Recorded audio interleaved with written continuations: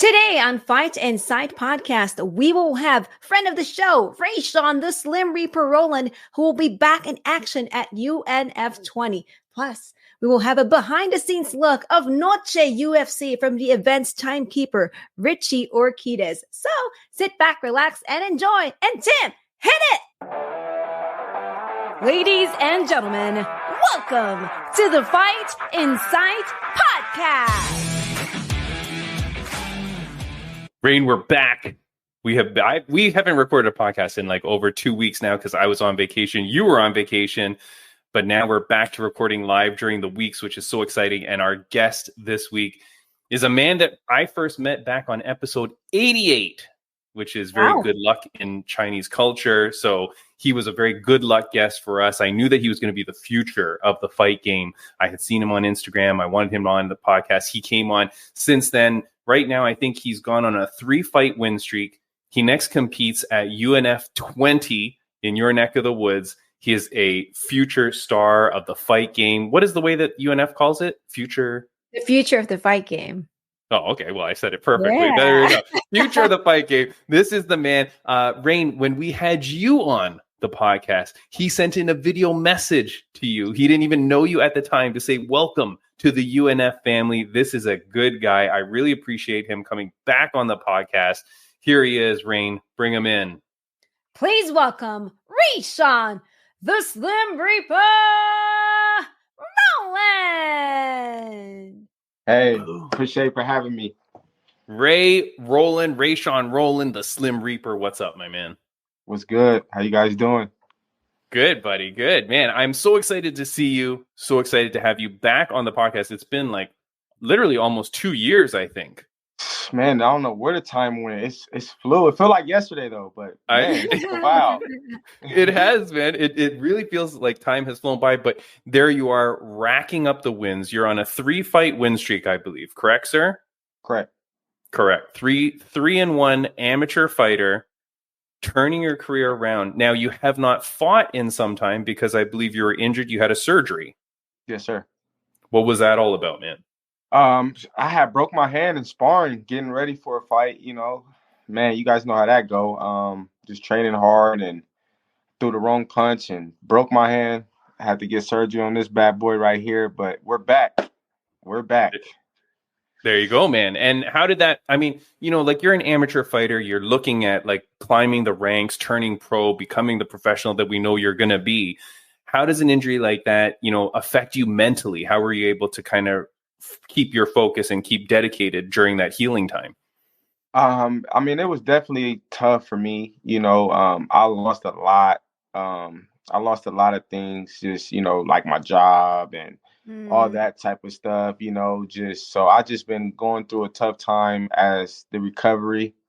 But, the tough times makes the best of me, you know what I mean? So it was definitely tough. It was hard. I got down on myself a lot of times. I just, but not once did I question myself like, do I want to do this or, anything like that. So it just put a little bit more fire into me. And, and I just know that I'm meant for this. So I stayed down and, I just recovered, got healthy, and I never stopped training, believe it or not. Like soon as I got out of surgery, took like a week off, couple weeks, actually, like probably like 2 weeks, literally. And I was already just had it in the sling and just swinging the other hand, you know what I mean? Yeah. And running and doing everything I could do. Just, it was very limited, obviously, but I was doing as much as I can with one hand. So I tried to just stay busy. But it was a good recovery though. It was good, and it wasn't as bad as I thought it could be. Nice. Well, good for you, man. And you're an orthodox fighter, correct? Correct.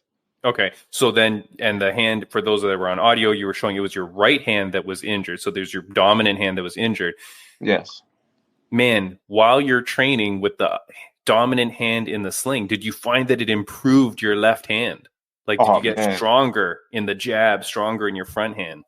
Oh, absolutely. Man, I can switch now, just because of that. I switch. You guys will see it September 28th, a little switch game on there if I don't end it quick. But yeah, yeah, it definitely helped my left improve a lot, the Nice. jabs, and then working from the switch side, from the southpaw.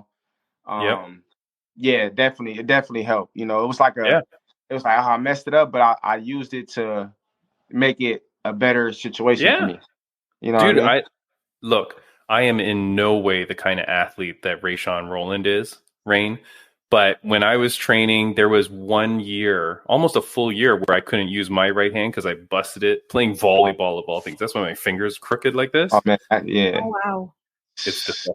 And it was in a cast for like 6 weeks, and then when I got out of the cast, it dropped again. It re-injured, so I had to go back in the cast. During that whole time, though, I would still go train, but I would only use my left hand. And I felt like I got so much better. That's why I'm asking that question, because it really, then I feel like it improved me as a fighter. I wasn't able to switch stance as much because I'm not as good as Slim Reaper here, but I got a lot of confidence in the left hand. You know what I mean? And I feel like, you know what, it could be a blessing in disguise, because oh no, definitely is definitely. People really get messed up when you're sparring with them and you switch stance. Oh Really yeah. people up, right? Mm-hmm. Definitely switch it up on them. You know what I mean? You guys see. Yeah. All right. Don't spoil everything. Of course, I do have the photo here. This is you here for UNF 20. Where's my Rayshawn Roland? Here we go. Here's the photo here. There it is. Roland versus Palacio. September 28th. Get your tickets at upnextfighting.com. Raine, will you be commentating at this event? Or sorry, will you be announcing at this event? Yeah, I will be announcing UNF 20, so I cannot wait to announce Rayshawn Roland. Cool. So basically, Rayshawn actually fought on my debut night for UNF last year. However, I did not announce him. I did not introduce him because it was Killer Cam who introduced his bout. So. Oh yeah, I remember that. Yeah. All right. So Slim Reaper, you're one of the stars of UNF now. Are you allowed to just go to the brass and say, "Look, I demand that Ringside Raine announces me in"? Oh, do you have man, that? Yeah, do you have that kind of pull? I could try to pull some strings. Nice. Good, man. How excited are you to make your return, and what can the fans expect from you at Up Next Fighting? Oh man, excited is an understatement. I'm ready to go. And the fans can expect nothing but fireworks and just straight violence. Like I'm leaving it all. I'm going out on my shield. Like I'm not here to play around. I'm getting older, 25. I'm at the end of my career for amateur. I'm at the end of my amateur career. I'm coming to smash this dude. I don't want to. I respect him. He's a good fighter. I respect anybody that gets in there with me. Zane's a good fighter. I respect him, but like I'm gonna have to show that there's different levels to this, and I'm just the fans can just expect a great fight. A great a war, whatever. I'm ready for wherever it goes. I'm ready for it, and I'm gonna be in his face 24/7. And that they can just expect violence that night. Yeah, definitely. And hey, man, don't worry about making it a quick night. You know what I mean? Oh yeah. We don't. Yeah. I mean, if you choose and you don't want it to be a war and you just want to finish it quick, by all means. We didn't pay per the hour. You know what I mean? So just for sure. finish it quick, my friend, because look, you've got things to do in your career. After this victory, do you think you turn pro after that? Or because you said I'm at the end of my amateur career. Does that mean like with one more victory, you think you turn pro? What's the outlook there? Well, after this victory, once I get this win, by the grace of God, I'm going for the title. It's already in the works and talks. I just got to go out there and handle my business and do what I got to do. I handle business. I handle my candle. I go get that title. I get the belt. I fight for that. Win, lose, or draw. I don't want to stall it. I'm going pro. So I got two fights in me. 2 fights in me. Get back, talk to my manager, see how they feel. They're about ready. We're all on the same page, but obviously we want to see how my performance play out in these next 2 fights. And yes, after these 2 fights, I would love to. I will be making my debut sometime next year. Nice, man. And of course, you'll be on the Fight Insight podcast so we can talk about your debut. Of course, I'm with you guys forever. Yeah, of course, my friend. Forever. Now, very important because you're a stylish dude. I mean, I can the way that you're dressed even right now, you're at home, but you're dressed very stylish. How's the hair going? Do you still got the skullet going on? What's Oh up? yeah, it ain't going nowhere. I got to get a haircut. It ain't going nowhere. I'm gonna have something special for a fight night. You know what I mean? Nice. I'm gonna sauce it up a little bit. Yeah, but this is not going nowhere. This is my little good luck charm right here. The little I love shag. it. Wait, what do you call it again? It's called a shag. Okay, but how come a shag? Okay. How come the UFC fighter he calls it Skullet? Oh, okay. I mean that's different. I never heard of that. That's no, dope, really? Though. Wait, no, I never. Yeah, there's a UFC fighter. Hold on. Now I'm not going to remember. He was on our podcast too. I don't know if we're talking about the same guy, but I've seen a guy. He had like a bald head, and then he had this in the back. Yeah. Hold on. What the heck is his name? I'm gonna kill myself. Yeah, and he always goes #Skullet Gang. Damn, that's crazy. That's different. Energy. I've never heard of that. Energy. Charles Johnson. Charles Johnson. Oh wow. Energy. That's different. I never heard of that. That's crazy. It's dope though.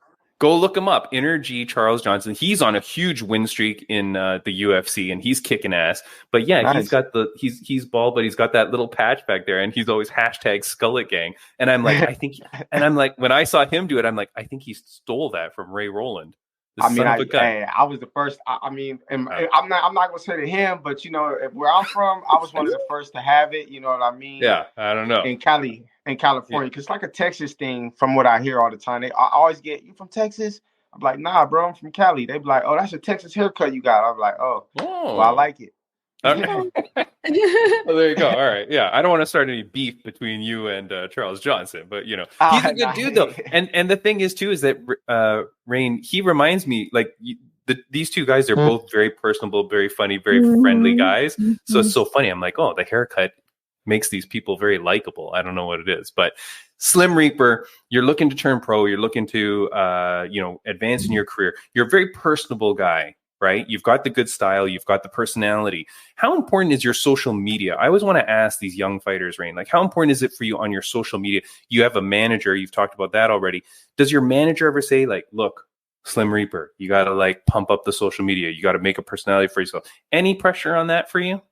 No, he actually told me that I'm doing really good with the social media, you know, and it's going to build as we go, you know, and as I just keep winning and just keep building my brand and keep building myself.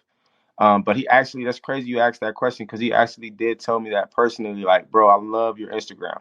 Nice. I love it. You know what I mean? I always promote, like, that's what it's about, especially in this now, in this time of the, like in this era. Right. It's about promoting, you know what I mean? So I'm all about that. Whether if it's a lot of likes or very few, I'm going to promote, and I'm going to just keep promoting and just keep building my brand. So, yeah, man. Yeah. No, definitely. Like, and here's the thing. You are at Nuskie125. That's at NUSKIE125. I've got it floating down on the bottom of the screen there. But so if you're listening to this podcast, follow Ray Roland. You're almost at 5,000 followers. So you're doing very well in that regard. Yeah. You've got a lot of posts. You always do your stories. And like you said, like, yeah, your social media is very clean, right? It's always good photos. It's not a lot of junky stuff, but you're a good dude, man. You're posting up good stuff. So I like it. People got to follow you and get behind you. You know what I mean? Sure. Yeah. We talked about it before the podcast started. You're always representing your brand very well in terms of the Up Next Fighting brand. That was something that I recognized from you right when I first saw you 2 years ago, before you were even, I think maybe before you even made your amateur debut. I can't remember. It was definitely before. Yeah, it was right. Yeah. And right away you're there. You're representing the Up Next Fighting brand and the family there. How much has the promotion respected you for something like that? Because that's huge, man. Man, the promotion, I just couldn't ask for a better one. I'm not gonna lie, dude. Shout out to Ryan Buckner, Chris Buckner, just shout out to the whole Up Next family, dude. Like, they're so great. I couldn't ask for better, man. They got my back, and they support anything I do. They just been so great, and it makes you want to push them, like, because they're gonna push you. So it's like you gotta give that energy back. You know what I mean? This is what it's about, and Dude, yeah, they're just the best promotion out there, man, and I love them. I love them so much. You know, they're just it's words can't even I can't even put it together. They're so great. You know what I mean? So it makes me just want to get out and just fight, win, and just put them out there. You know what I mean? Because that's what they're doing for us, and it's just a great thing. Yeah, it is, man. You're a good guy. You have a son. Yes. And I know that a lot of times on your Instagram, you're posting with your son. Obviously, you know, I like talking about the fights and stuff, but I like getting to know you guys. How's everything with your son? How's he going? Will he be making his debut soon in the toddler division of up? He's ready to, man. This dude, he's in the back right now, man. This dude, yeah, man, he's definitely he's ready. I'm gonna put him in there. I have him training a little bit here and there. He's in school. He's doing soccer, so he's been a little busy. But definitely, I'm gonna put him in training, and just let him defend himself. Let him be able to know how to defend himself. I don't know if I want him to compete. It's a little scary for me, but definitely, yeah, I know it's crazy. But I definitely want him to train, and I mean, obviously, when he gets a certain age, he can make that decision himself. But that's what I'm here for. I want to be able to, be able to fight for him. You know what I mean? And just be able to show him, like, you don't got to do what I'm doing. Do whatever you want to do. But he's definitely a good kid, man. He's in the back right now, just getting ready for bed. You got to be up early. He's so funny, man. I love that guy. And how old is your son? He's gonna be 5 on Friday. Oh, Ooh. happy birthday! There you go. Thank you. Does he have a baby Skullet? Nah, he doesn't. He got long hair. Oh, really? Okay. Yeah, he has his hair is super long. His mom would never let him cut it. All right. That's fine. We can braid it up for the fights. That's fine. Yeah, for sure. He loves braiding his hair and getting haircuts, little line up, braided up, look good. Nice. There Very you go. handsome baby, man. Now, obviously he knows that you train and stuff like that. I mean, as much as a 5-year-old would know, right? Mm-hmm. Will he be going to the fight? We might try to get. I think we gonna probably have him out to this one. We haven't brought him to any fights yet. We just don't like him to see. We don't want him to see nothing crazy, I mean, but it's different. It's different. A lot of people be having their kids there, and I mean, I think I want him to come and be able to watch it too. But his mom, they have his grandma. They don't like him seeing all the violence and stuff. Yeah. But I think he's gonna be there though. Nice. That's always like a interesting thing for me though, right? Because Raine, I never know like how people would think about it. If you want your children there, if they want to see it and stuff like that. That was always a big thing with, if you remember, this maybe it's too old for both of you, but Karate Hottie, Michelle Watterson, her daughter has like grown up watching her mom fight, and there were some documentaries that she did back when her child was very, very young, like coming to some of the fights and stuff like that. It was a very emotional thing. So I was just wondering how that goes for you, Slim Reaper. Yeah, it's super emotional. I mean, he watched me train and I spar. He'd be there, and he'd be, "Daddy, get up!" or Daddy, do this. He's so funny. I mean, I don't know that he'd be allowed to be in your corner. Like, would he be your coach, like a little 5-year-old coaching Daddy? Daddy, get the Kimura. Let's go. Yeah, that'd be good. That'd be crazy, huh? Yeah, pretty awesome. Raine, is there anything that you want to ask Mr. Slim Reaper? Yeah, so you are on a 3-fight win streak, right? And in your last win, I actually announced you as the winner. I didn't introduce you, but I remember announcing you as the winner. Mm-hmm. All of your wins are all by unanimous decision. Mm-hmm. Now, for a fighter, is that something that comes to your mind sometimes, right? Okay, I've had unanimous wins. I haven't had like a submission, or a split decision. Well, I guess you wouldn't really want a split decision, but like a submission victory, is that something that comes into your mind sometimes? Hey, I want to make someone, tap out. Oh man, it definitely it picks at me a lot because like before I came into the MMA world, I had all finishes. I was 4-0 with 4 KOs in kickboxing, well, Muay Thai, but and so once I got into MMA and I just I went and all my wins were unanimous decision, I was just like, dang it, like I know I can do so much better, you know what I mean? And it definitely bothers me. So that's all just building up to Zane, and that's where this fight I'm definitely gonna try 100% to finish it. I don't know how. Might be knockout, might be submission, but I gotta finish this fight. Like I'm tired of getting unanimous decision wins. I want to get a finish. I need a finish. I'm due for a finish. So yeah, it's definitely that was a great question because that definitely bothers me a lot. But I mean, as long as I get the win, but you want to win. You want to win in fashion. You don't want to. I gotta get some type of finish. And I want to keep it like that. So Like you want to make a statement, right? Gotta make a statement. Exactly. Yeah. Make the statement, the highlight reel finish. Mm-hmm. UNF always does a great job with their promotions and their videos. So you want to get that highlight reel finish so that it's on your social media forever. That catapults you into that title fight. That catapults you into your professional career. Exactly. Facts. Yeah, man. All the steps are lined up for you, dude. Like, I'm so excited to watch you. I want to ask you one last question before we let you go. It's a question that since you've been on, I've been asking this question to everybody. So I'd never asked it to you before, but I want to ask it to you now. It's a question that my mom used to ask me almost every day of my life growing up. And maybe it's something that you would ask your son. I don't know. But on a scale of 1 to 10, Slim Reaper, how happy are you? Man, that's a good question. I'm gonna go with the 10. I've been really, really happy. I just picked up my new job. My dad, he's been in my ear. My stepmom, I've been having my family. You know what I mean? They've been pushing me. Like my dad really been motivating me, keeping me in high spirits. You know what I mean? He got my back, man. My dad just been having my back. My mom, my stepmom, both of them. I got a stepmom and a mom, and I love them both, and they're great. And they just been keeping me in high spirits, And on a scale of 1 through 10, I'm gonna go with a 10 because I've been low, and it's crazy that you asked me that because I've been super low at a couple, building up just while I've been injured. I've been down. I lost my job.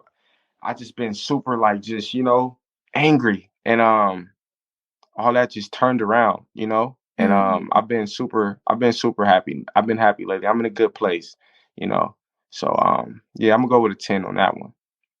That's good, man. That's good. And I appreciate you being honest about like the ups and downs and stuff like that, because like as a father too and as a fighter, you have to realize, man, life isn't always going to be up here. You know what I mean? Oh, like yeah. there's ebbs and flows to it, and it's about how you bounce back from those things that really creates the character that you are. So no, man, I'm happy. I'm happy that at this moment you're a 10. Mm-hmm. But I'm also happy that you can appreciate that. Yeah, sometimes it goes up and down, and that's okay. Like things will bounce back. And I'm super glad that you have that support system. I remember the last podcast you were on, you talked about your father as well, because he's the guy that gave you your nickname, right? Slim Reaper. Yeah. I think, if I recall. Yeah. He's So the one who gave me the Slim Reaper, man. He was the one. I never knew what that was. I didn't even know that Kevin Durant name is that. I didn't even know that. Oh, well, Kevin Durant. I was today years old when I found that out because I never knew that. Yeah, that's what I'm saying. I'm like, what? But I'm running with that. I guess they call him that. They call him like the Slim Reaper or something. But my dad, yeah, he gave me that name. He brought it up. I was like, nice. It's crazy. Nice, dude. I'm so happy for you, man. Roland, guys, do not miss this. Okay, do not miss this fight. We'll talk about this leading up to it, of course, but there you are. Again, it's Roland at UNF 20, September 28th. Get it at upnextfighting.com.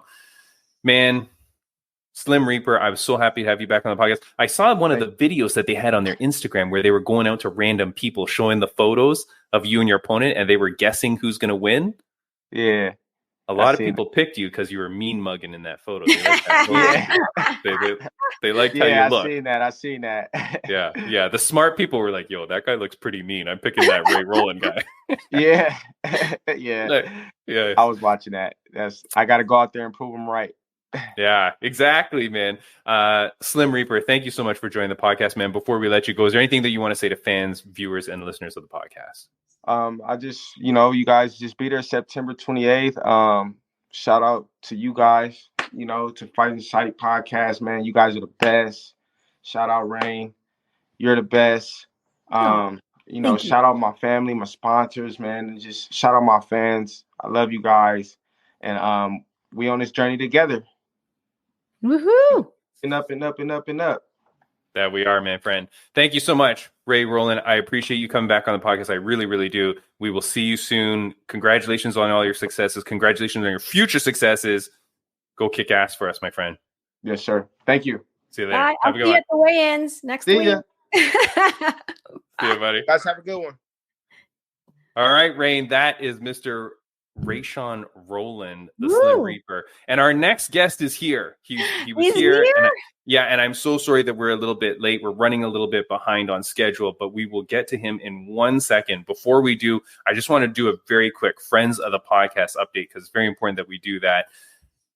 Raine, I have forgotten everything that has happened in the last 2 weeks while I was on vacation, but I do want to shout out always our good support at Rageworks Podcast Network. Go check out rageworksnetwork.com for other great audio podcasts like ours and tell them that we sent you.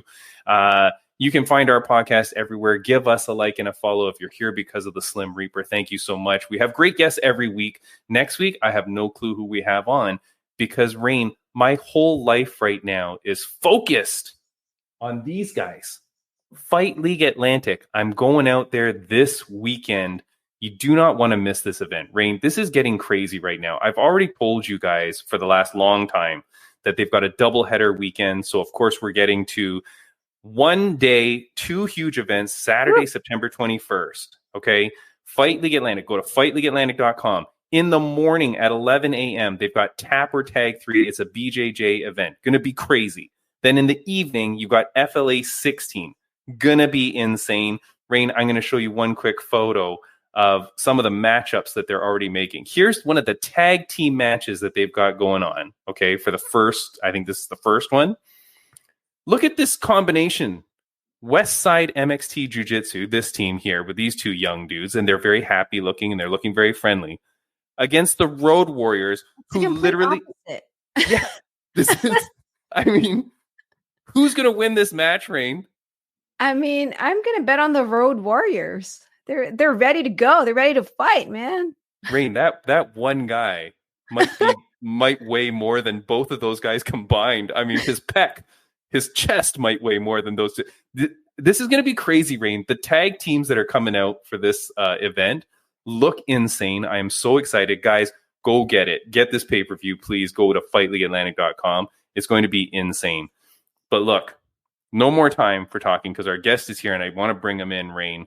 Raine, you met this man just this past weekend, and amazingly, he fit the bill as the perfect guest that we needed on this episode, Raine. So bring this dude in. Please welcome Richie Urquidez. You guys are too kind. That's funny. How you doing? How are you guys? Good. Richie Urquidez, I'm very proud and very honored to meet you, my friend. Raine says nothing but the greatest things about you. She just met you this past weekend. Is that right? Yeah, actually, we went to church with Joe Martinez and had a good experience meeting Raine, and I think it was awesome to meet her. Yeah, it was all right. pretty neat to see that she won the ring announcer for WWE. I did not know that until I met her. I thought that was the coolest thing ever. So congratulations, Raine. Wait, when did you find that out? When you were just looking at her Instagram? Yeah, after I met her, I looked at her Instagram and I was like, oh wow, that's how she got into the business. Okay. Yeah. Richie, don't you think if you won a contest to announce at SummerSlam that should be the first way you introduce yourself to people wherever you go? She's way too humble for that, though. Yeah, way too humble. But Richie, here's the thing, man. And of course, you met through Joe Martinez, which is awesome because Joe Martinez has been on this podcast twice. Awesome. And Richie, the last episode that he appeared on our podcast, he said that we are no longer the worst podcast he's ever been on. So, I mean, too kind. Now, Richie, here's the deal. People are going to go like, who's this Richie guy? And why do we want him on the Fight Inside podcast? Well, here's the deal. This past weekend, we had UFC Noche. Are you wearing a UFC Noche t-shirt? I put the shirt on just for you guys, actually. Look at that. That shirt's going to be worth a lot of money. Now, this past weekend, we have UFC Noche. It's in the Sphere. I wanted to talk about it because I'm watching the event at home, and I'm always like a very controversial guy, Richie. Like I've always got like takes that most people don't have.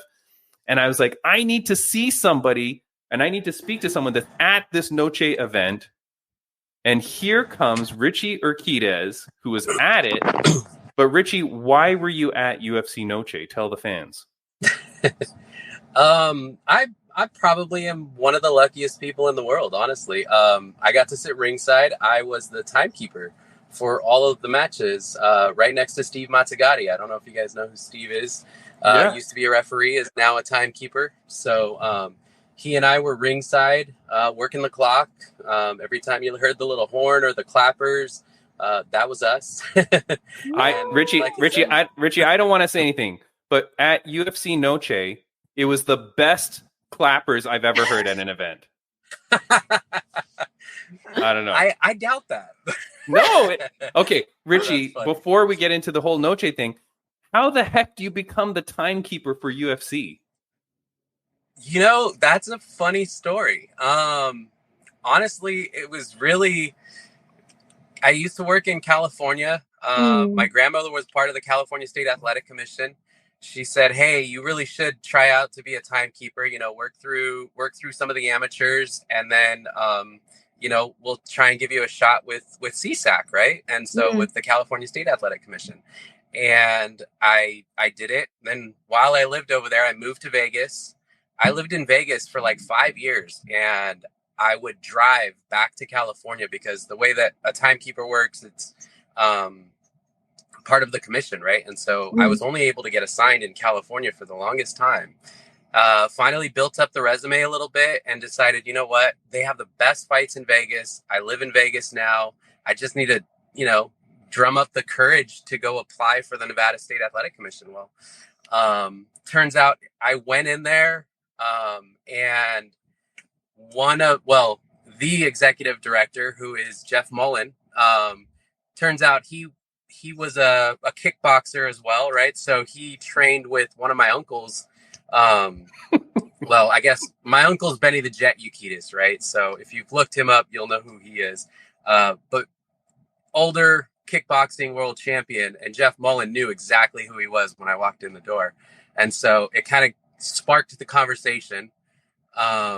And he was excited because there was another timekeeper that was about to retire. And he was like, "Hey, you're getting here at the perfect time. We have 4 timekeepers. One of them's going to retire." And it was just luck, really. Wow. I kind of lucked into getting into the Nevada State Athletic Commission. That is so crazy. Yeah, it really is kind of surreal, and it's been a dream, right? Like, it started off as more of a hobby than, anything real. And just as time went on, I got to do more and more shows and bigger shows, right? Before it was small shows. I used to do, kickboxing shows in Burbank at the Marriott Convention Center. Okay. Yeah. And then I used to do some Thompson boxing stuff. And that was the coolest experience too, is actually at one of the Thompson fights, I got the opportunity to meet another ring announcer that was an amazing, or is still an amazing ring announcer, Jimmy Lennon Jr. And the cool thing is that as a timekeeper, when you do boxing, you ring the bell, right? And so the ring announcers sometimes like to hear the bell when they have, they introduce somebody or they have their little signature. Yes. They want to hear the bell ring. So I worked with Jimmy Lennon Jr. And after that night, Jimmy told me, he goes, you really stand out, stick with it. You're going to do great. And this was really early in my career. Right. And it was one of those moments where I was like, this is great. Like, how could I not? And then again, maybe a couple years later, I met Joe Martinez and I've had the opportunity to work with really the world's best referees in the business, right? Not only in MMA, but in boxing as well. So yeah, it's been a dream. It's definitely been a dream. So I have to say though, Noche was more luck than anything, right? Because there's only 4 timekeepers in Nevada, right? Nevada State Athletic Commission. And I know Dana White was a little upset about, having Canelo in town the same time. Right. But if it wasn't for Canelo, I probably would have not been assigned the UFC spear, right? Because I'm the lowest guy on the totem pole. So thanks Canelo for coming to Vegas, because I got the experience of a lifetime to work UFC Noche. He's listening to us right now, so yeah, thank you. Yeah. That is crazy, Richie. But man, you know, it's so funny because I'm a commentator now for Fight League Atlantic out on East Coast Canada, and going to the events now. This is my 1-year anniversary working for them, Raine, like doing the commentating for them. It's my 1-year anniversary. This event is coming up. And what's crazy is that I've gotten to know some of the people that work for the Nova Scotia Combat Sports Authority, which is the commission out there. Some of the nicest people out there. And there's one gentleman who works there who sometimes brings his son. And I've said to his son, you got to follow in your dad's footsteps. This is a very niche thing to get in with the commission, to be a referee or a commission guy. And I mean, it's kind of such a cool life that you could have, like, to be that. And so, Richie, like, for you to get in there doing the timekeeping, how old were you when you started that? It was 2017, I think, is when I started. I was already probably 30. Okay. Oh, you look like a young guy, but yeah, okay. But so, yeah, like, that's crazy though, right? Like, that's crazy. I'm telling you guys, like, if you're listening to this podcast, follow your dreams, man. Like, go take shots and opportunities, because, like, when you were 30 years old, there's no way you were thinking, like, you know what? I'll probably be the timekeeper at the biggest UFC event of all time in 7 years. Never in my wildest dreams, right? It was never even a thought. It was just like something cool on the weekends where, you know, I've always been interested in martial arts and kickboxing and MMA and boxing. So it was just like, you know, I get to be a part of this. Why not? You know, and even if it is a small show. Crazy. To be, that's amazing. So I guess, yeah, thanks. Yeah, super lucky. UFC Noche, though, I have to say, Dana White delivered on every level of that show. It was the most spectacular thing I had ever been a part of, right? Like, walking in there, I mean, you just look up. I mean, the spear had the ability to change the mood by that screen, right? You could walk in there in the dead of night and it would change it to, like, if it was daytime, and you would think that it was daytime inside there. It was wild. Wow. And the fact that he changed the theme every fight, right? So there was a movie in between every fight and it changed the theme. Like, everybody was just, I think when he said that the spear was the star of the show, it stole the show for sure. Hopefully. So hold on, Richie. I want to ask you, have you been, because this is what I really want to get out of someone that was there. Had you been to the Sphere before that day? Yes. I was there for the Postcards on Mars or Postcards from Earth or something like that. Yeah, there's like a video that they have, right?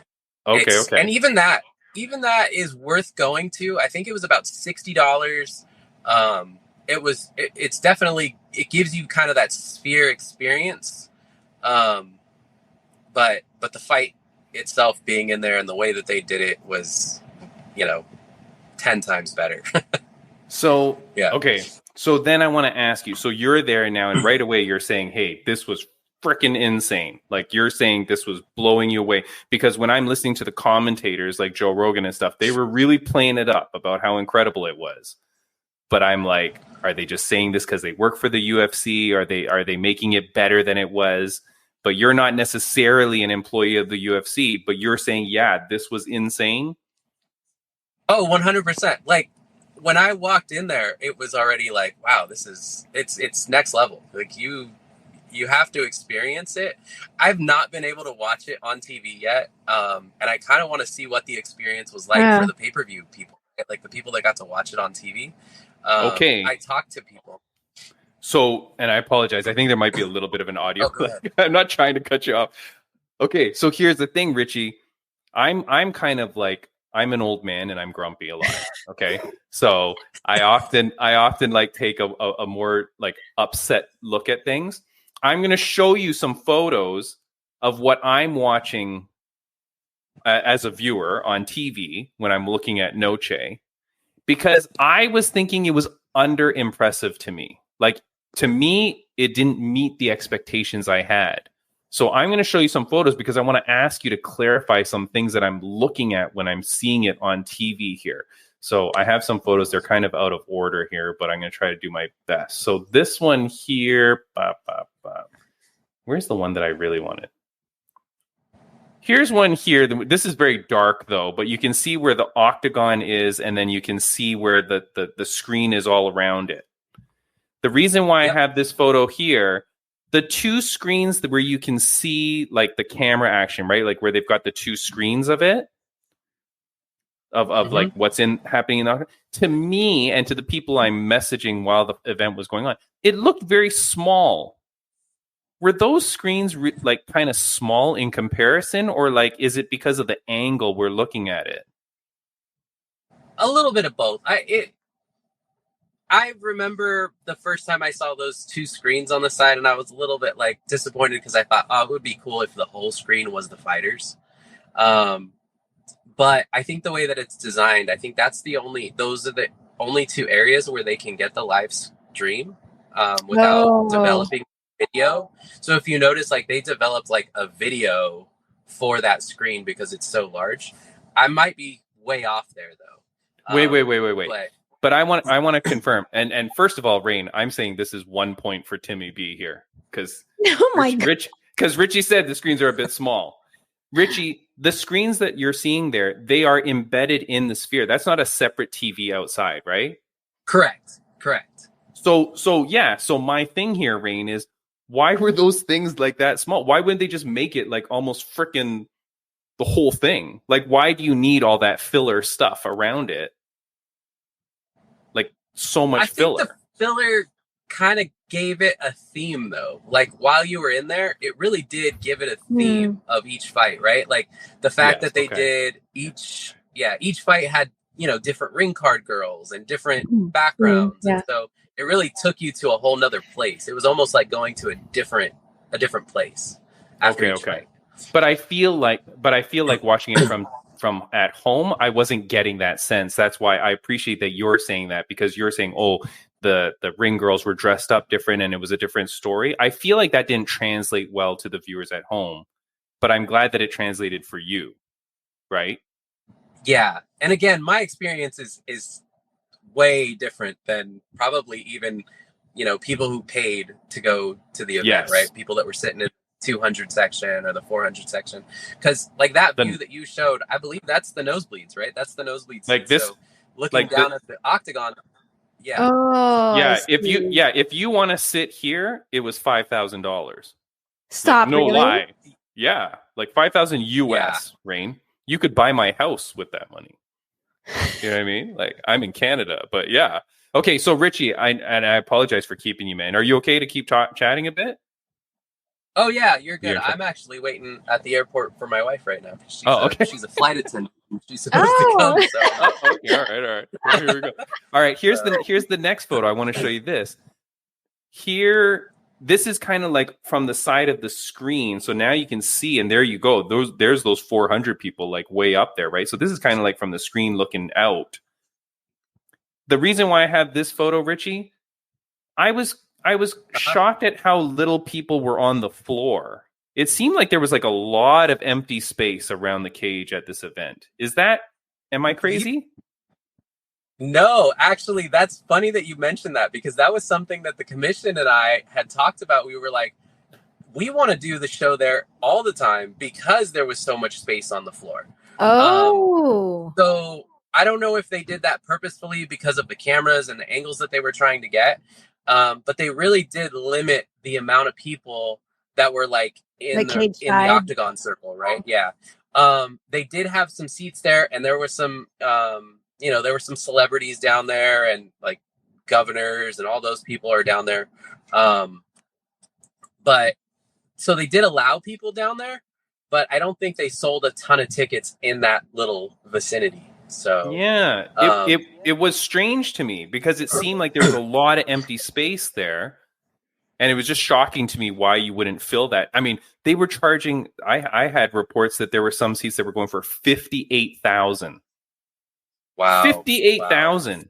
So I'm like, I'd be making more seats if I could sell them for $58,000 and the event sold out, right? Apparently. So I mean, someone was buying those tickets. Dude, put a few more chairs next to Richie and sell them. You know? Like this thing. All right, here's the next photo I want to show, and this goes towards like the smallness that I was worried about.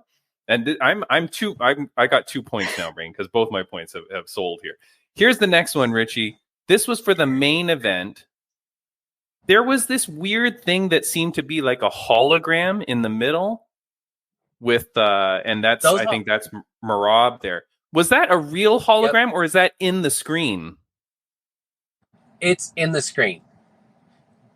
So the way that they did it though, it looked like a real hologram. Like a real the way that it looked very good. I actually took a few pictures of it myself. Mm-hmm. And one of the things that I liked the most, I think, was every time they did the tail of the tape. I don't know if you have a picture of the tail of the tape. Yeah, tail of the tape. Yeah. Boom, there we go. That. Ooh. Exactly. That was one of my favorite parts of the event is when they did that. Because, like, you know, at that point, the fighters looked larger than life, right? Yeah. Like, they just looked, But that, now, I can't tell because the photo I'm showing of that, and that's the Shevchenko and Alexa Grasso, like when they were doing the tail of the tape. And if you're listening only on audio, I apologize. Come over and check out the video version. Or if you're listening to this podcast, I'm sure you watch Noche, so you know what we're talking about. The tail of the tape here, are they bigger than the hologram version? I can't tell, or is that all the same size? They're about the same size. They look a lot larger there, just because you're you know, floor level, but it's about the same size. So when you're looking at that you know, full length picture, and then you look at the hologram, they're about the same size. It's just a different style of how they were showing the fighter, and the hologram did look cool. But so here's the hologram of Sugar Sean now, and this is just one more version. So those little things that look like drones, that was fake too? That they weren't really drones in the sphere? Those were on the screen? There were drones in the sphere. There actually were drones flying around during the fights.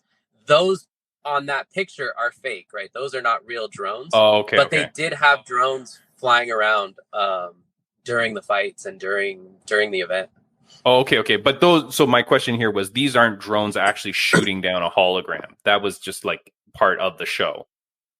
Correct. That was just part of the screen, the part of the show. The other thing that was really cool was the like 4D portion of it, right? So like they in the screen they shot a bunch of confetti, or like I think at the time it was flowers, right? Like flower petals. Where the skull explodes into the flowers. Yep. Yeah. And so then real flowers shot out? Yeah. I think it was confetti, but it was like very similar looking. It was pretty cool, and then you could see it come out. And so they did a lot of that kind of experience. The other thing that I heard, and I was not able to confirm, but that whole 4D experience, if you paid for a seat that was one of the normal sphere seats, when somebody would get hit really hard or like slam on the mat, the chair would actually vibrate, right? So that was another thing that I had heard, and I really wanted to find out and confirm, but I wasn't able to confirm it, right? Nobody wanted to let me sit in their seat. Richie, I need to know that. Now, how much do you have to pay extra at the Sphere so that when you're sitting there, when Irene Aldana starts squirting blood, that little blood spurts come out of your chair at you? Can we get that? Yeah, I got that, right? Because I was that close.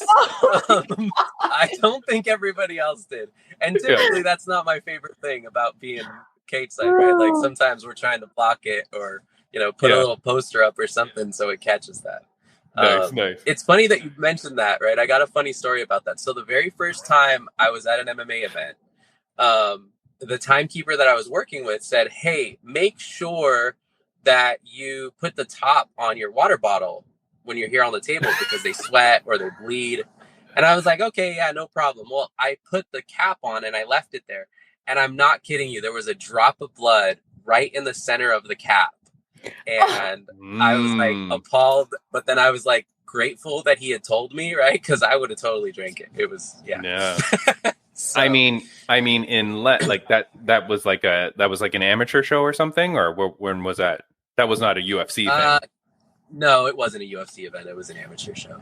Yeah. So imagine though, if you didn't put the cap on, and then that drop of blood goes in your water, but that fighter was juicing with roids. Then you drink your water. Spider-Man effect. Yeah, and the next morning you're like juiced and juicing, and your wife is like, "What, honey? Look at you! You're a specimen." And you just get some free peds. Okay, so my question here though, for point number 3 for Timmy B, was this disappointing that the holograms of these fighters were not filling the whole friggin' thing? If you had Timmy B as creative director, I would have had Sugar Sean almost like coming the whole screen, holding the two little TVs that seem to be on there all the time. He would have been like massive over it, kind of like hovering, like he's like about ready to be Godzilla to eat people in the sphere. I don't think there was anything disappointing about it, to be honest. No? It was yeah, like I'm usually very critical. But yeah, there was nothing disappointing about that. That's not too small, Richie. That's not too small. No, not at all. And actually, the funny thing is that the very first fight, I was super critical. I was like, oh, this is cool, but it was just like a big red sign of Noche, and it had like, right, looked like a cage kind of thing. And I was like, oh, that's cool. Yeah. And then it progressively got cooler and cooler, and then they started having chapters and the video, and I think they did an incredible job, and I really hope that Dana White does another one.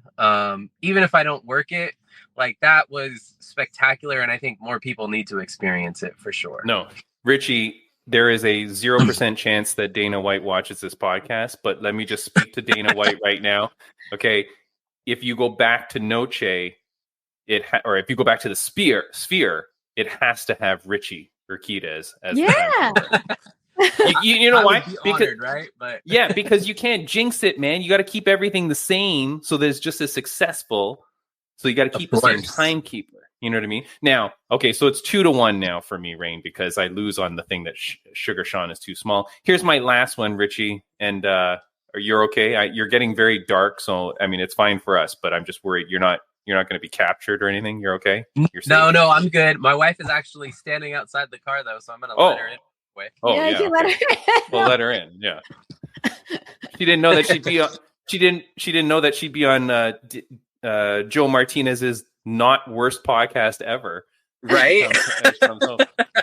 This photo here. Here's another photo. This kind of shows the emptiness on the floor that I was speaking about. But the reason for this photo, Richie, is because the images that we were seeing, okay, maybe not right at the beginning, the images that we were seeing to me were not as cool as I thought they were going to be. To me at home, they kind of gave me a museum kind of feel, like it wasn't like the best art or style that I had ever seen in my life. Did you feel like the art could have been cooler? I think there was some that were amazing, and like how do I explain it? The different themes, they did a really good job, right? Yeah. I thought there was a couple of them where I was like, oh, okay, that's cool, and it didn't like really awe me, but there were other fights where, like the Mayan one, right? Like where they had the temple, and then there was another one where it was like Dia de los Muertos, like yes. They went in that hallway. So there was a few of them where like it almost immersed you and you felt like you were like in the sphere. And then there was a couple other ones where I was like, okay, that's kind of cool, but like it could have been better, right? Okay, hold on. Did it just progressively get better and better, or are you saying like some of them you'd be like, oh, that's awesome, and then the next one you're like, oh, that's not so awesome, and you'd be like, oh, that's awesome, okay, not so awesome? Like, was it like that, or was it just progressively better?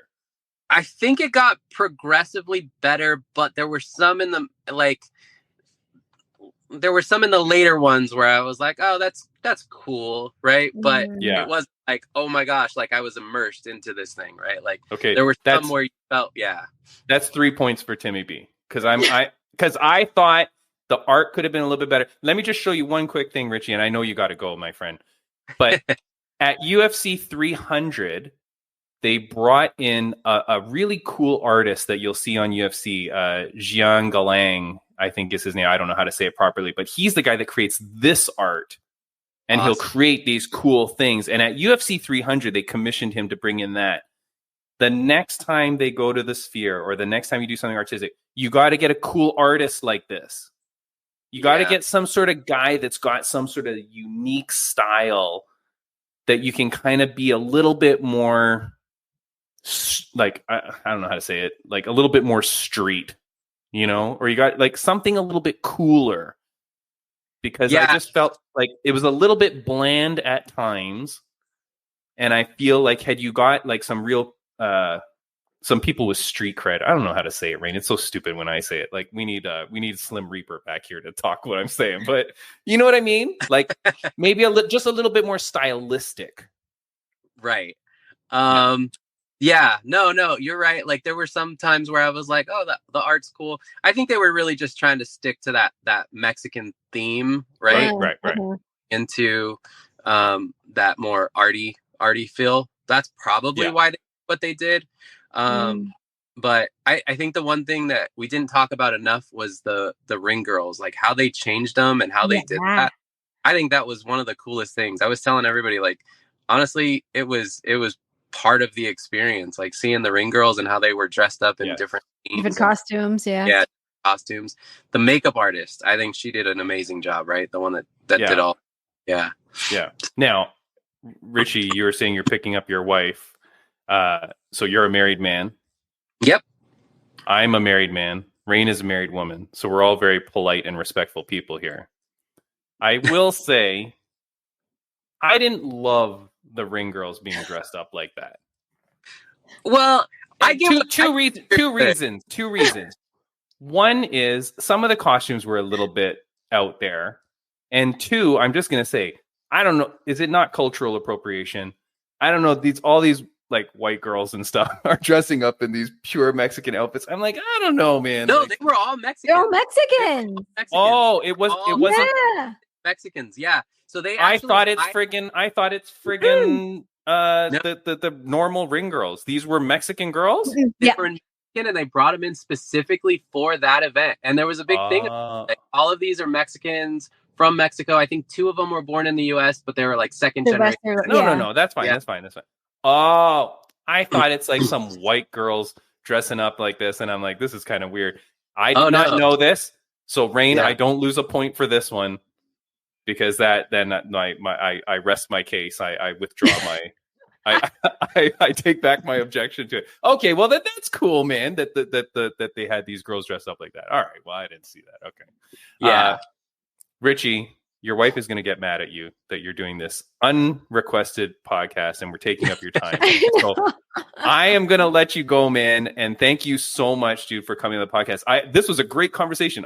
We could not have had a better conversation about this, Raine, because it was just perfect timing that I met him, through Joe and Lena yesterday. So yeah, well, Richie.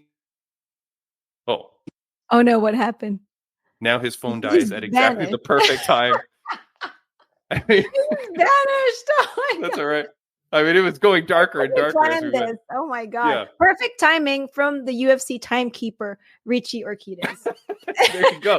That just shows what a great timekeeper he is. Yeah. Okay, he's out. Oh, I think he's coming back. I think he's trying. We'll see what. happens. There he is. All right, Richie. Richie, we're gonna say goodbye. All right, to you, my guys. friend. Thank you so much. I can't hear you. It's okay. Thank you. Bye. Bye. All right, that is Richie Urquidez. Raine, I mean, if I ever thought that you were not a quality co-host, you getting that guess was perfection. Raine, I love that he helped correct me on some things about Noche, but also supported me on quite a few of my criticisms as well. I think, here's my thing, Raine, I think the UFC could have done a better job from the production aspect for the television viewer. to give us more a sense of what was going on. I feel like as a viewer, I wasn't getting it enough. And I don't know how you do that. I don't know if it's your camera angles and stuff, but I do think you should kind of never show me this angle. Like, never show me that. You know what I mean? And for the audio listeners, I'm showing like the view from the 400 seats. Don't show me that angle because it makes everything just look too small. Mm-hmm, mm-hmm. You know what I mean? You should have kept everything from that kind of down below view, like this, like here from the tail of the tape one, where everything looks grand. Yeah. I think I'd prefer that. Yeah. Just for the overall. But here's the thing, this is like the first. I mean, Dana White said first and only, but I doubt it. But I feel like I think it's still a successful event. Honestly, I was in Las Vegas this past weekend. I was hoping I would get tickets, but I did not. But after the event, I dragged my husband down the Las Vegas Strip just so I could see the outside of the Sphere, and just like looking at it from the outside, I was just like, I was in awe. It was quite like an experience just to see it outside. So I was very, very jealous when Richie told me, "Oh yeah, I was there last night." I was like, "Oh my god!" So here's the thing. I know we're running a little bit late on the podcast, or maybe we're on good time. I don't know, but the event was sold out. Mm-hmm. Highest grossing Sphere event ever. Now, first of all, I don't care about that because if you put tickets at $50,000 goddamn dollars, Raine, of course you're going to break some records. I mean, you're not selling tickets like that to, BTS or something. You know what I mean? Like, you're not like, who the hell pays $50,000? Anyways, but $21.8 million for this event. Okay, so that's cool. Now, here's something from my good friend over at MMA Gains, though, who is the guy that always tracks those Instagram gains. Mm-hmm. I love this dude, MMA_gains. Go check him out. But here's what he was posting a day before the event. There were lots of seats still to be sold. Mm-hmm. One day before the event, lots of seats. And so what I'm showing on the screen right now is all the sections. In the blue is where there were still seats available. And then he had several photos like this on the right that shows you all the seats within those sections. Okay. I love this dude. He's I don't know how nerdy he is in real life, but his account is great for me because it's so statistically accurate all the time, right? And it gives you these kind of things you don't get anywhere else. Lots of seats, Raine. Yeah, lots of seats for sure. Interesting that 24 hours before you had that many seats, and then they all sold out. Well, sometimes there's people who are waiting for like, the last minute to like buy their tickets because they're thinking that the ticket prices might drop. Sure. That's if you're going to like a Las Vegas Knights hockey game or something. But these were tickets that were like multiple thousands of dollars. Though if you're that rich buying tickets like that, you don't wait for sales. You know what I mean? So like it is weird to me. And then I heard again through MMA Gains was saying that the ticket prices actually went up nearer the end. So you're telling me there's all these rich people that have tens of thousands of dollars to spend on tickets, and they're waiting till the last 24 hours to buy those tickets to go? Hey, even rich people need to save money sometimes. That keeps them, That's how they got rich. They know how to save money. I mean, I guess, but that was a little bit weird to me, but okay, fine. Anyways, I'm just very excited that the event went well. I'm so happy that Richie then tells us that it really was great and everything like that, because, mind you, I'm watching it and I'm grumpy, but I'm glad that a few of the things I saw were accurate.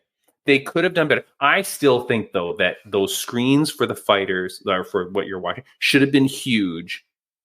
And or the images of the fighters should have been massive. Like they should have been the whole sphere. Like, could you imagine if like every fighter came out and was like boom, like in your face, the whole sphere was full of you. Like, I don't want to see I don't need to see your whole body. I don't need to see what your shorts look like.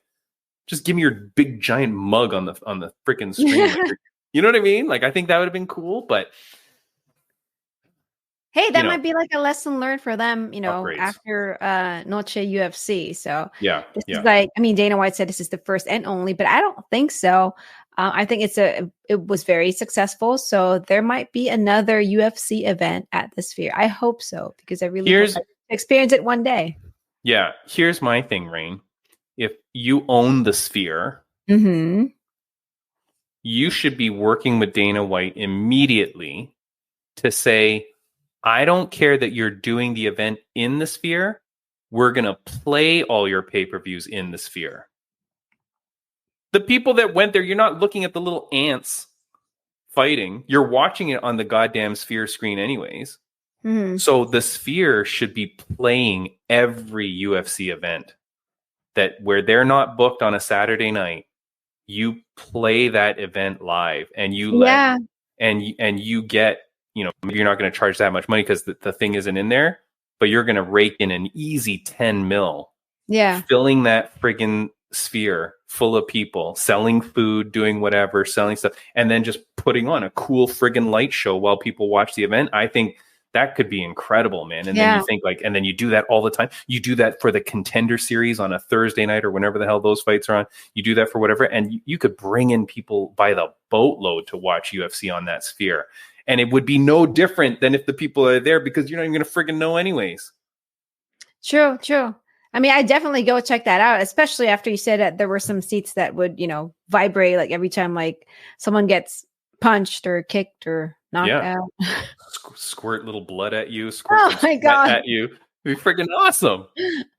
I don't know. Raine, I think that's it for the podcast. Yeah, I think so. Next week, I don't know who we're going to have on as a guest. There's something going on that I have been dying to try and get. And I'm just going to show you a few quick things now. Raine, pop quiz. What is the organization that I have predicted is going out of business this year? FC? One FC. Okay. They are having such massive problems, Raine. It is crazy. The president of Karate Combat, Awesome Zaidi, President Awesome, Dana Brown, as he goes by, he is now hashtagging War on One. One FC normally has their hashtag We Are One. He's now got a hashtag going called War on One, because there's a whole bunch of shenanigans that One FC is doing. They are locking their fighters into contracts. They're not letting them fight. Remember when we had Max Payne Griffin on? Mm-hmm. And Max Payne told us about Sage Northcutt, and I said, dude, there's something going on there. Why did Sage not fight? There's drama there. And Max Payne, remember, he was like, there's something weird here. The whole dad thing. So they were doing weird stuff to Sage. They just did something very weird to Mikey Mushemi, their champion, who they stripped of the title. We've seen other weird things going on at One FC. Asim Zaidi, he's coming out and telling all. There was a tweet that Gary Tonin, professional, he posted saying, if any MMA media are interested in an exclusive interview about me and my past experiences as well as current situation with One, email me. I have a lot to share. Guess what happened to this guy, Raine? Uh-oh, what happened to him? He deletes the tweet like within 30 minutes and nobody knows what's happening. One FC has gotten to that guy 30 minutes after the tweet. But people were messaging me right away going, go email this Gary Tonin. Let's get him on the Fight Insight podcast. So I did. He has not responded at all. Asim Zaidi, the President Awesome, he goes on and starts posting about the Sage Northcutt thing and that he wants to do stuff. I posted right away saying, I want to get you on the podcast. He responds saying, okay, Fight Insight, let's do it. But I have not heard back from him. Our good friend Kelsey DeSantis, who did her tell all about the PFL drama, she knows him, was reposting it for me as well to try and get him on the podcast. I want President Awesome on this podcast to talk about One FC. I want to friggin' know the real truth behind everything that's going on, Raine. So President Awesome, let's go, bro. Call us. Yeah. We need a guest for next Monday. Let's go. Yeah. He's got a huge event. He's got a huge event coming up for Karate Combat. They're going to Singapore. They're going into One FC's backyard.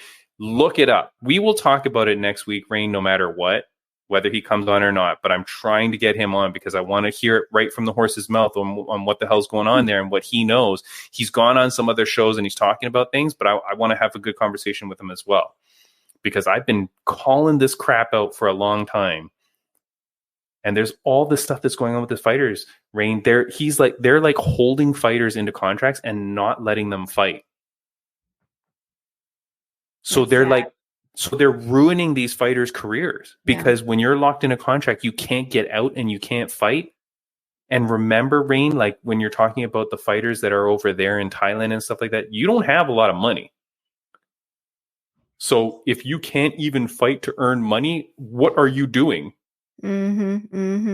Like, it's a very weird thing that's going on. And, and we love the people at ONE FC, right? We've had the fighters on. We've had Mitch Chilson on, the commentator. We've had translator Frank, who's the coolest dude. We've had the Muay Thai fighters. We've had everything. So we love the fighters. We love the people there. It's just like the business in and of itself and like what's going on there. And we've talked about before, we want them to succeed because we want these people to have an opportunity, one thing, but you got to do it in the right way. Right. Yeah. And you got to make things right. But there's a lot of drama, Raine. I'm so excited because it's the Timmy B conspiracy is just, it's just growing. Like I can't contain it. And my prediction of them going out of business is like, Raine,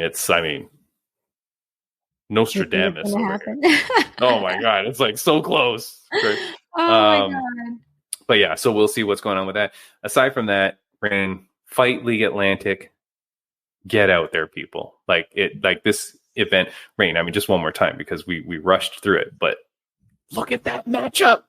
Woo! Raine, look at that matchup. I think that guy's earrings are heavier than the West Side MXC Jiu-Jitsu team. Yeah, and do you notice, Raine, West Side MXC Jiu-Jitsu, that's where our last guest, Tori Smith, was from. Oh, okay. So these are her friends, but Tori Smith might need to get in there and smack some of these guys with a chair too, because Raine, it's gonna be so cool. The BJJ event, tag team event. I'm so excited for what's about to happen. I just feel like it's gonna be so cool. I've seen there's 4 female teams in a tournament bracket, and then 8 female teams and 16 men teams. Yeah, whatever that is. Yeah, not 4. Hold on. No, maybe it is 4 female teams. Hold on. Let me see if I can go quickly here and see it, because we had the brackets. They've just released some of the brackets. They're releasing some of the matchups, and it just looks absolutely insane. Like I'm so excited and pumped for this. But it's going to be Friday. Get out there, fightleagueatlantic.com. Go get your tickets. I don't have the brackets now here right away. Right? Wait, when are you guys doing the weigh-ins? So the weigh-ins are Friday, but the weigh-ins are going to be for the MMA event, for the FLA 16, where we're going to see our friend Cam Nelson. We're going to see our friend, the Mummy, Abdelaziz, and we're going to see Mr. Entertainment, Ben Leese. I was wearing my Ben Leese t-shirt today too. But so we're going to have all those FLA, fighters there. There's going to be the weigh-in. I think that's going to be the Friday night. And then the Saturday, you get the BJJ in the morning, you get the tailgate party, and then you get the event. Oof. I can't wait, Raine. It's going to be insane. So I'm so happy. Excited for you guys. I'll tell you everything. Like, hopefully I get to meet some cool people as well, as I always do. And then maybe I'll have one of them on the podcast, because it will just be 2 days later. So we'll see what happens. But yeah. So Raine, that's it for me. What about you? Anything exciting before we get out of here? No, I just want to say, thank you again to Joe and his wife for their hospitality. I got to meet them this past weekend, and that's how I met Richie as well. I met another fighter as well through them. His name's Mackie, and he's planning on fighting later on this year. So hopefully we can bring him on to the podcast later on this year. And please don't miss UNF 20 next weekend, September 28th at Commerce Casino right here in Los Angeles, California. Tickets are still available. You get to see the Slim Reaper, Roland versus Zane Palacio. Our former friend, friend of the podcast, Anthony Romero, is going to be defending his UNF gold. So please do not miss UNF 20, September 28th, right here in Los Angeles, California. Get your tickets, upnextfighting.com. You got to do the promo now for Fight League Atlantic, because that sounds so much better than mine. Tapper Tag 3 and FLA 16. Okay, go. Tap or Tag 3 and FLA 16 this Saturday, September 21st in Pictou, Nova Scotia. You will see our friend Timmy B right here. Right here. Timmy B will be there. If you see him, go ask for an autograph. He will not charge you for anything. If you want a picture, though, it will be $5 US dollars, though. Definitely. US dollars. My God, we're going to put the city of Pictou broke, Raine. $5 US. Yeah, it's going to be incredible, guys. Go check it out. FightLeagueAtlantic.com. Get your tickets there. If you can't be there, get the pay-per-view. FightLeagueAtlantic.com for both events. Don't miss either one. Boom. I'm excited for you. That is the promo. Raine, thank you so much. We will see you guys next week. I don't know what we're going to have, but it's going to be an amazing show as always. For sure. Bye, guys. Bye-bye. See ya.